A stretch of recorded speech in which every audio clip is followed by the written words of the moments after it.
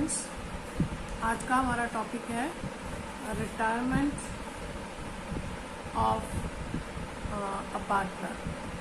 ठीक है, वैसे कि हमारी बुक में जो टॉपिक है ये कंबाइंड टॉपिक है, retirement and death of a partner. क्योंकि फिलहाल हम शुरू कर रहे हैं ओनली रिटायरमेंट, नॉट डेथ। जब हम डेथ का क्वेश्चन करेंगे तब हम डेथ की बात करेंगे। तो जब एक पार्टनर रिटायर होता है तो उस टाइम पे किस तरह से पार्टनरशिप में अकाउंटिंग किया जाता है, तो ये उससे रिलेटेड है हमारा। अब एक पार्टनर रिटायर होता है, रिटायर कब होता है? या तो हमने किसी के साथ पार्टनरशिप किसी पर्टिकुलर टाइम लिमिट के लिए की है, वो टाइम लिमिट खत्म हो गया तो पार्टनर रिटायर हो जाएगा।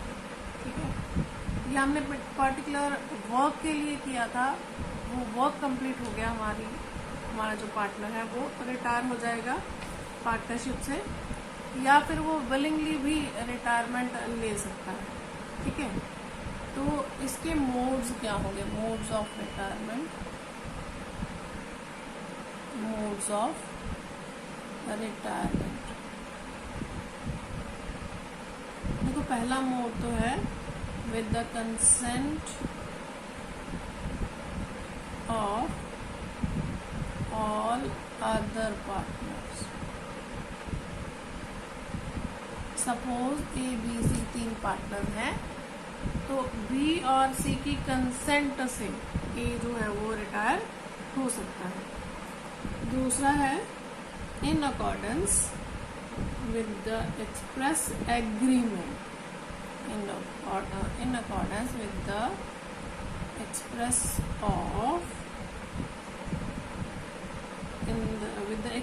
agreement, express agreement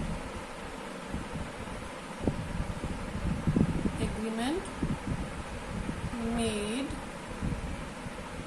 between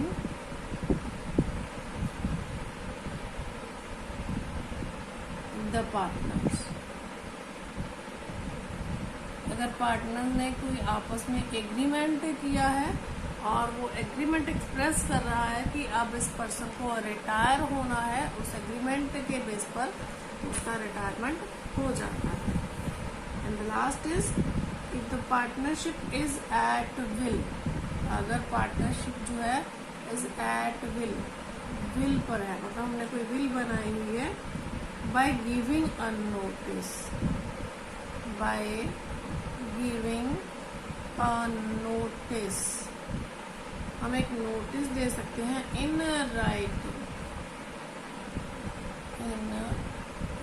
writing to all other partners, to all other partners of his intention to retire, of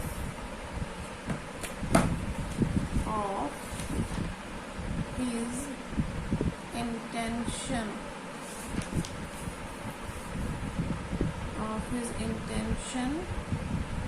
to retire। मतलब ए बी सी 3 पार्टनर है, ए रिटायर होना चाहता है, वो रिटर्न में, क्योंकि जो पार्टनरशिप थी वो एट विल थी, तो इस वजह से जो ए है उसने बी और सी को एक रिटर्न में नोटिस दिया कि आई वॉन्ट टू रिटायर, मैं रिटायर होना चाहता हूँ। ठीक है, तो इस तरह से भी नोटिस देकर भी वो रिटायर हो सकता है। These are the modes of retirement. अब इसके बाद पार्टनर की लायबिलिटी क्या है? बिफोर रिटायरमेंट हमें पता है कि उसकी लायबिलिटी रहती है थर्ड पार्टी के अगेंस्ट। फर्म की जितनी भी लायबिलिटीज़ हैं उसके लिए हर पार्टनर जो है लायबल रहता है। लेकिन जो हमारा रिटायरिंग पार्टनर है उसकी लायबिलिटी क्या है? लायबिलिटी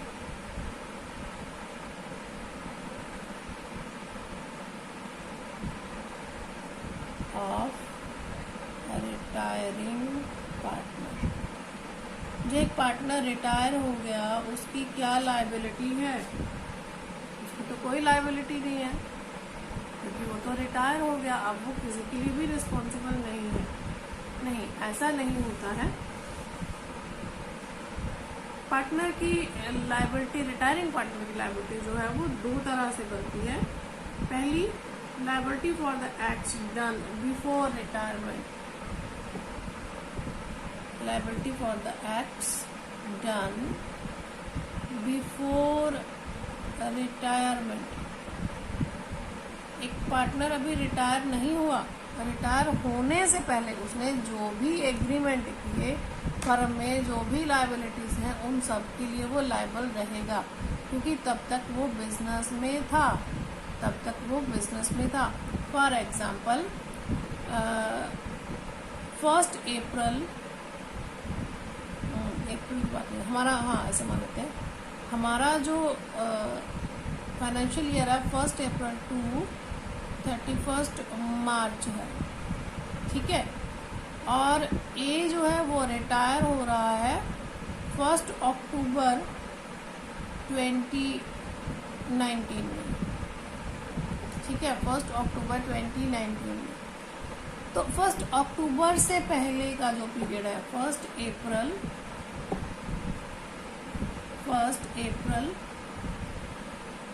2019 से लेके 1 अक्टूबर 2019 तक में जो भी एक्टिविटीज हुई हैं, जो भी लायबिलिटीज हैं, उन सब के लिए चाहे 1 अक्टूबर को रिटायर हो जाएगा, रिटायरमेंट के बाद भी वो उन लायबिलिटीज के लिए रिस्पॉन्सिबल रहेगा. अगर कोई थर्ड पार्टी का क्लेम है उसके लिए भी जो हमारा रिटायरिंग पार्टनर है वो लायबल रहता है, ठीक है. उसके अगेंस्ट केस भी फाइल किया जा सकता है. लेकिन अगर रिमेनिंग पार्टनर रिटायरिंग पार्टनर को विद एग्रीमेंट इन सभी लायबिलिटीज से फ्री कर दी, ठीक है. यानी वो ये मान लें कि अब रिटायरिंग पार्टनर की इसके बाद कोई भी फर्म की लायबिलिटी नहीं रहेगी, वो सारी लायबिलिटी कंटिन्यूइंग पार्टनर्स की रहेगी. तो फिर उस टाइम पे वो जो हमारा रिटायरिंग पार्टनर है वो रिस्पॉन्सिबल नहीं रहता है, ठीक है. And the second point is liability for act done after retirement.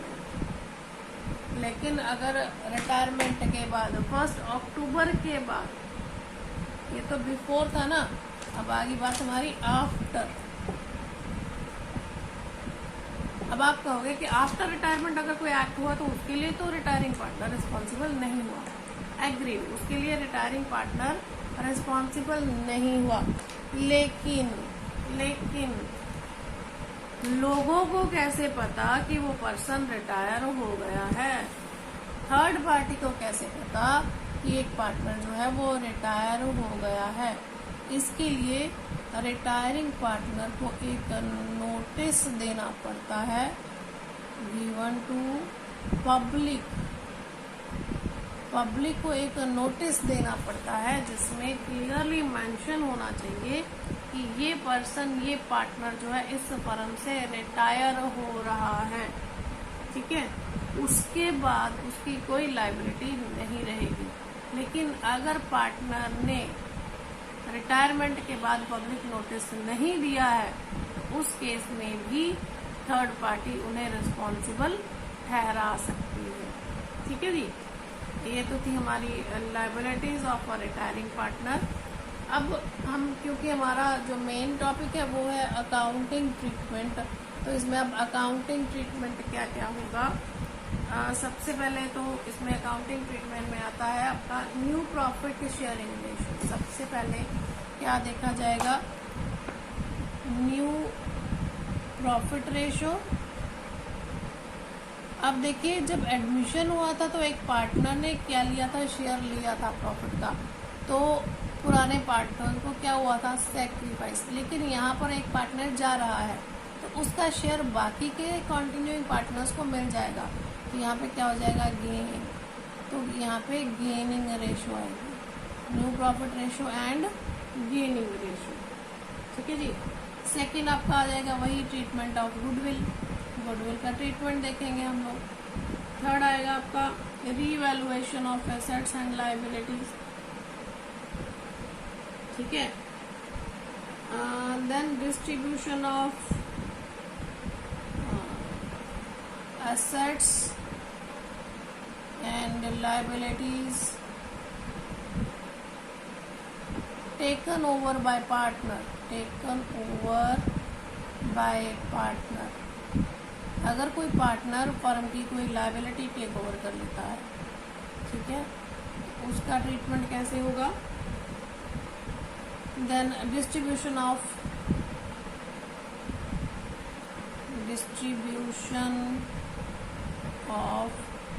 General reserve, accumulated profit and losses, ठीक है जी।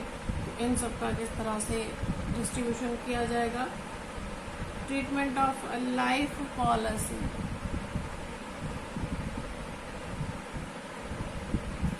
पार्टनरशिप में पार्टनर्स ने सभी पार्टनर्स की इंश्योरेंस पॉलिसी करवा रखी है, तो उसका ट्रीटमेंट कैसे होएगा। इसमें इंडिविजुअल पॉलिसी भी होती है और जॉइंट लाइफ पॉलिसी भी होती है। ये टॉपिक मुझे अपने सिलेबस में चेक करना पड़ेगा, सिलेबस में है या नहीं है। लास्ट ईयर ये सिलेबस में नहीं था, इस बार इन्होंने बुक में तो दिया है, तो हमें चेक करना पड़ेगा सिलेबस में, तो सिलेबस में चेक करके आपको बताया जाएगा। देन है final payment of retiring partner. Final payment उसे हम कैसे करेंगे, किस रूप में करेंगे। Final payment to retiring partner, उसे लमसम अमाउंट पे किया जाएगा या उसका पेंडिंग रखा जाएगा, उसका लोन कंसिडर किया जाएगा, या उसे कुछ कैश दिया जाएगा, कुछ बाद में पे किया जाएगा, किस तरह से उसे हम पेमेंट करेंगे, उसका ट्रीटमेंट देखा जाएगा। और लास्ट में होगा आपका adjustment of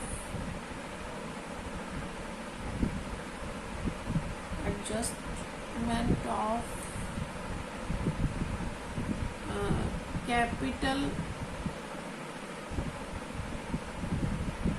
accounts of continuing और रिमेनिंग पार्टनर।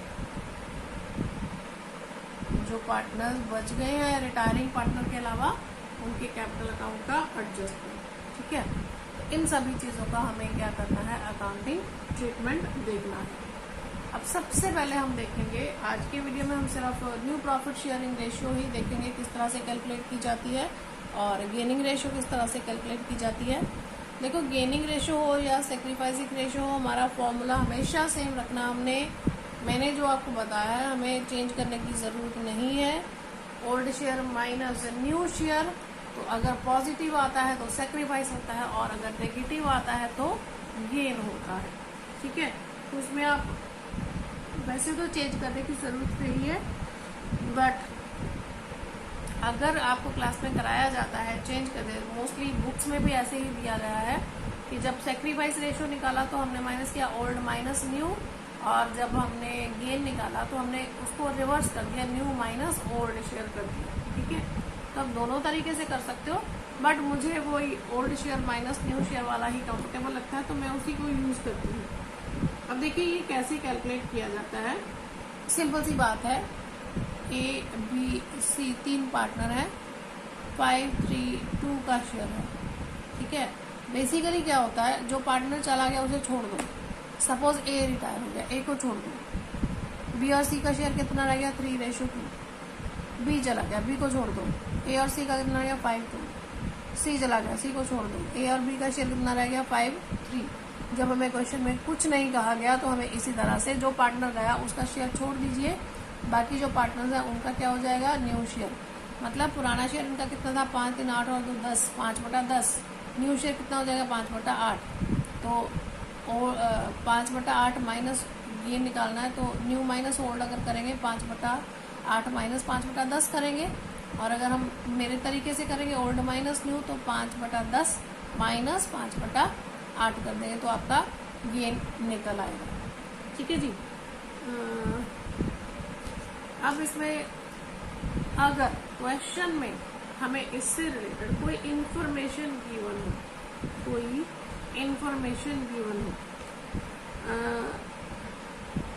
तो उस केस में हम कैसे करेंगे। या आपको सपोज 2 नंबर में क्वेश्चन आ गया, तो आप इसी तरह से थोड़ी ना बताओगे। सपोज आपको 2 नंबर का क्वेश्चन आ गया, ए बी सी 5:3:2। सपोज ये 2 नंबर में क्वेश्चन आ गया तो आपसे कह दिया गया कि बी रिटायर हो गया, बी जो है वो रिटायर हो गया, तो हम क्या कहेंगे जी, बी रिटायर हो गया तो ए और सी का शेयर 5:2 है, और आप कहोगे कि आपको पूरे 2 नंबर मिल जाए। ऐसा तो पॉसिबल नहीं है ना, उसके लिए हमें कैलकुलेट करना पड़ेगा, हमें कुछ तो शो करना पड़ेगा। तो कैसे करेंगे हम लोग, हम क्या करेंगे, बी का शेयर कितना है 3/8 ना, सॉरी 3/10, ठीक है। अब बी रिटायर हो गया तो ए और सी क्या करेंगे, 5:2 में से डिवाइड कर लेंगे। हालांकि इसका न्यू शेयर भी 5/2 ही बनेगा, बट हम कैलकुलेट करके दिखा देते हैं कि किस तरह से करना है, क्योंकि 2 नंबर का क्वेश्चन है। तो ए इज न्यू शेयर, अब ए का न्यू शेयर क्या हुआ,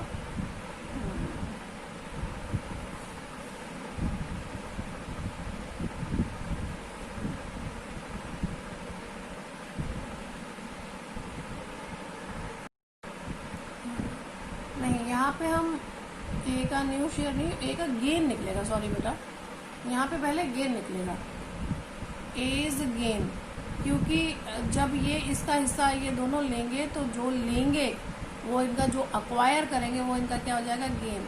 ए इज गेन, 3/10 बी का शेयर है, मल्टीप्लाई 5/7।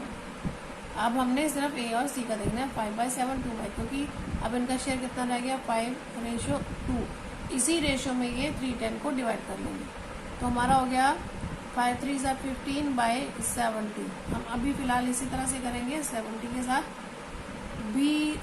सी इज गेन, ए को तो बी को तो सेक्रीफाइस ही होना है क्योंकि वो तो जा रहा है, तो 3/10 मल्टीप्लाई 2/7 तो 6/70, ठीक है जी। तो अब ए is new share,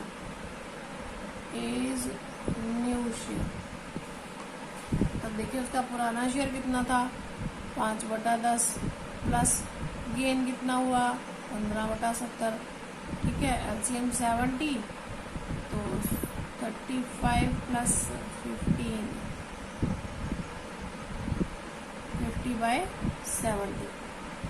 B is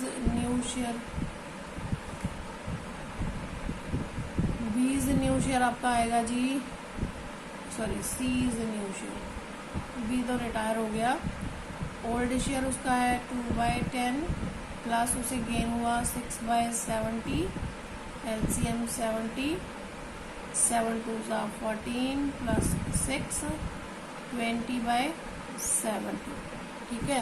अब इनका A/C, इनका न्यू शेयर क्या बना 50/70 रेशो 20/70, 70 काट दिया, 5 0 0 काट दिया, तो 5:2, ठीक है जी।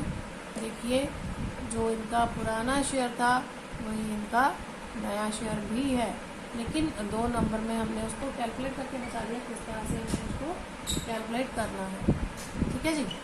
चलिए अब नेक्स्ट पे चलते हैं। नेक्स्ट में वो कहता है कि अगर जो कंटिन्यूइंग पार्टनर है वो रिटायरिंग पार्टनर से उसका शेयर परचेज कर ले, किस तरह से, हम रेशो यही रख लेते हैं 5:3:2 की रेशो, ठीक है। और बी हमारा रिटायर हो रहा है, तो जो ए और सी है वो उसका हिस्सा 2:1 की रेशो में परचेज कर रहे हैं, 2:1 की रेशो में परचेज कर रहे हैं। It means A is gain, A का गेन कितना होएगा, उसका शेयर 3/10 था बी का, जिसको ए ने लिया 2/3 में, मल्टीप्लाई 2/3, तो 3 से 3 गया 2/10। सी इज गेन, ठीक है। बी का शेयर था 3/10, सी ने लिया 1/3 में, तो 1/3 3 कट गया 1/10, ठीक है जी। A is new share, old share 5/10 plus 2/10 7/10। C is new share, old share 2/10, new share 1/10, 3/10। तो इसका मतलब ए और सी का न्यू शेयर कितना हो गया 7:3। देखिए यहाँ पे चेंज हो गया, क्यों चेंज हुआ, क्योंकि ए और सी ने बी का शेयर परचेज कर लिया 2:1 में। ठीक है जी, तो दैट्स वाई उनका जो न्यू शेयर है वो ओल्ड शेयर से अलग आया है। ठीक है जी, लेकिन अगर ये सारा शेयर एक ही पार्टनर ले ले, सपोज ये सारा शेयर सी ने ले लिया अकेले, ए ने कुछ नहीं लिया, तो सीधा क्या करेंगे हम 2/10 इसका पुराना शेयर है, इसमें न्यू शेयर 3/10 ऐड कर दो, तो C's again 3/10, C's new share 2/10 plus 3/10 5/10, A C 5/10 इसका था 5/10, तो 5:5। ठीक है जी, इस तरह से हम न्यू प्रॉफिट शेयरिंग रेशो और जो गेन है वो कैलकुलेट करते हैं। इसके बाद आता है हमारा गुडविल का ट्रीटमेंट ऑफ गुडविल। बहुत ही आसान है, इसमें एडमिशन की तरह हमें बहुत कुछ करने की ज़रूरत नहीं है, बहुत ज़्यादा कुछ करने की ज़रूरत नहीं है। सिंपली पहले सवाल तो इसमें ये उठता है कि जो रिटायरिंग पार्टनर है पूरे बिजनेस की, उसकी रिटायरमेंट के टाइम तक जो भी रेपुटेशन है, जो भी गुडविल है, उसे बनाने में उसे रिटायरिंग पार्टनर का हिस्सा भी है, तो उसे उसका गुडविल का हिस्सा ले जाना चाहिए। ठीक है, लेकिन गुडविल कभी भी किसी के साथ नहीं जाती है, वो सिर्फ और सिर्फ बिजनेस के साथ रहती है। अगर बिजनेस सेल होगा तो ही उसकी गुडविल सेल होगी। तो इसका मतलब जो आपका रिटायरिंग पार्टनर है वो अपनी गुडविल, अपनी रेपुटेशन अपने साथ लेकर नहीं जा सकता, वो तो उसे बिजनेस में छोड़नी ही पड़ेगी, बदले में उसे पे कर दिया जाएगा। ठीक है, तो फिर इसका ट्रीटमेंट कैसे होगा? अगर गुडविल बुक्स में ऑलरेडी अपीयर्ड है, ऑलरेडी अपीयर्ड इन बुक्स, क्या चीज? गुडविल, तो वही एडमिशन की तरह ही बिल्कुल सेम करेंगे हम। ऑल पार्टनर्स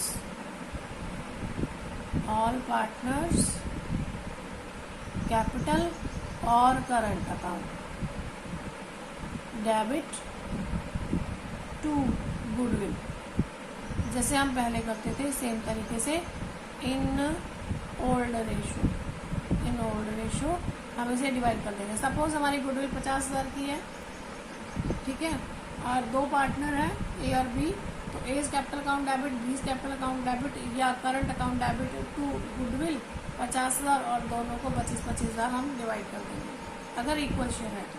ठीक है, और जो गुडविल की वैल्यूएशन की जाएगी at the time of retirement,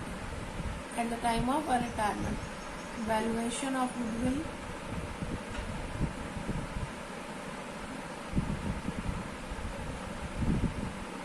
at the time of retirement,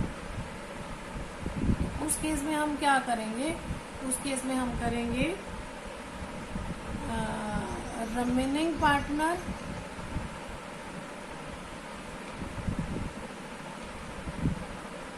या आप इन्हें गेनिंग पार्टनर भी कह सकते हो, कॉन्टिन्यूइंग पार्टनर भी कह सकते हो। कैपिटल और current account debit to retiring partners capital और करंट अकाउंट।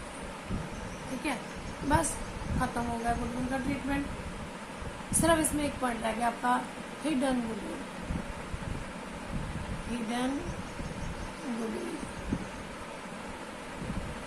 अब हम ये कैसे करेंगे? हिडन गुडविल कैसे कैलकुलेट करेंगे भैया? अरे बड़ी मुसीबतों में डाल देते हो मैडम आप तो हमको।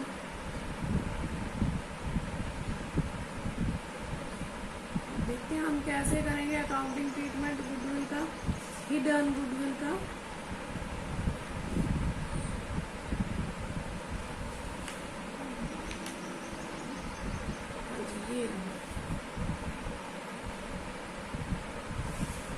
मान लो ए रिटायर हो रहा है और हमने उसका कैपिटल अकाउंट मेंटेन किया, कैपिटल अकाउंट में उसका बैलेंस आया 50,000 का, ठीक है, लेकिन हम उसे लमसम पे कर रहे हैं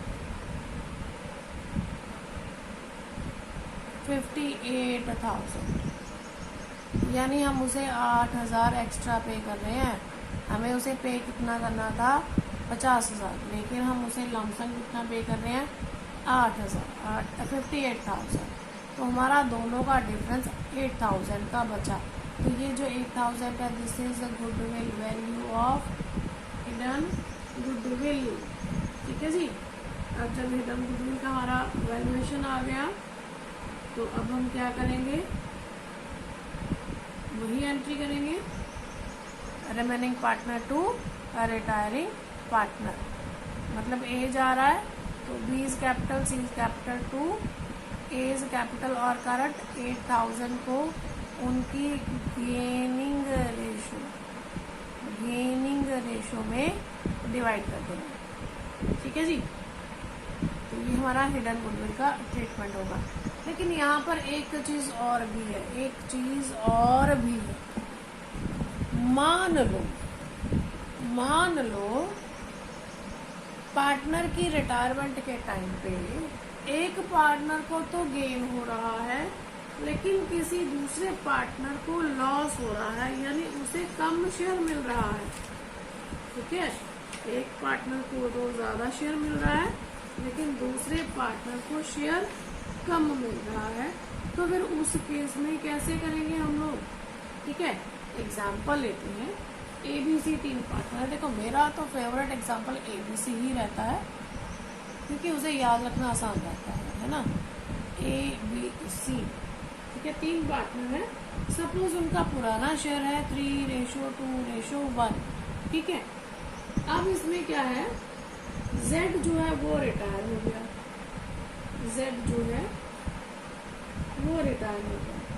ठीक है। अब Z की रिटायरमेंट के टाइम पे ए और क्या बोल रही है, Z रिटायर हो जाएगा? नहीं हो सकता ना, तो बोलिए ना भाई। C रिटायर हो गया हमारा, यहाँ पे C हमारा रिटायर हो गया, और A और B ने अपना नया शेयर डिसाइड कर लिया, न्यू शेयर डिसाइड कर लिया 1:2, अब हम यहाँ पे देखो हमारे पास ओल्ड शेयर भी है, न्यू शेयर भी है, तो इनका गेन सैक्रिफाइस निकाल सकते हैं ना। तो हम निकालते हैं इनका gain sacrifice, as gain oblique sacrifice.